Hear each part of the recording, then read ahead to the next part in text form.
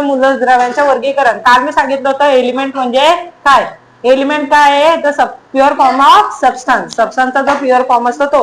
कोणकोणते एलिमेंट आहे. Hydrogen, helium, nitrogen, oxygen, ferrous, ammonium, sulphur. काय ते भरपूर सारे बरोबर. जे दृश्य आणि अदृश्य फॉर्म मध्ये आपल्या सगळ्या गोष्टी कशापासून बनलेल्या आहेत. एलिमेंट पासून बनलेला आहे. एलिमेंटचा सर्वात स्मॉलेस्ट पार्ट काय आहे. सर्वात छोटा भाग काय आहे. ॲटम. ॲटम म्हणजे अणु. आता दोन गोष्टी शिकलो होतो आपण. ॲटॉमिक नंबर आणि ॲटॉमिक मास. ॲटॉमिक नंबर म्हणजेच काय.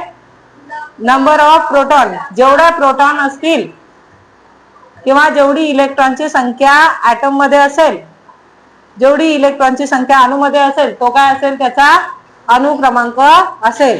त्याचं वजन कशावरून ठरवलं जातं. त्याच्या आतमध्ये असलेल्या प्रोटॉन आणि न्यूट्रॉनच्या संख्येवरून.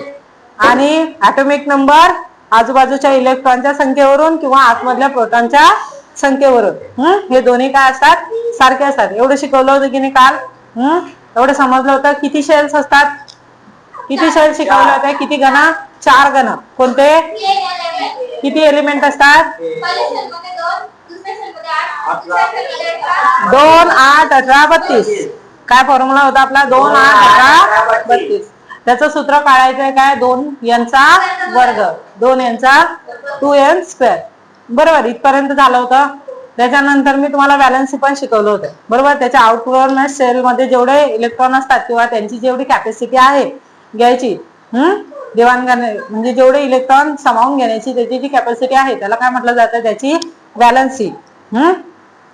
समजलं. इथपर्यंत झालं होतं. नंतर मी पिरियडिक टेबल समजून सांगितलं होतं. पिरियडिक टेबल मध्ये मी तुम्हाला सांगितलं होतं किती रोज असतात म्हणजे किती कॉलम असतात त्याच्यामध्ये. हॉरिझॉन्टल रोज 18. किती असतात 18. आडव्या रोज किती असतात 7. टोटल किती बॉक्स आहेत 118. मूलद्रव्य पण किती आहेत आपल्याकडे 118. 118.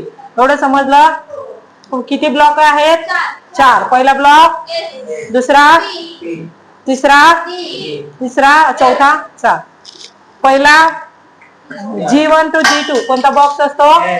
S मीन्स समोरचा. G13 ते G18 पर्यंत कोणता बॉक्स असतो.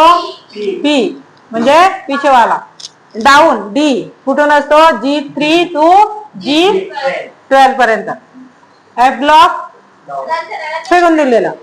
S म्हणजे समोरचा, P म्हणजे पिछेवाला, D म्हणजे डाऊन खालचा खाली पडलेला आणि F म्हणजे फेकून दिलेला.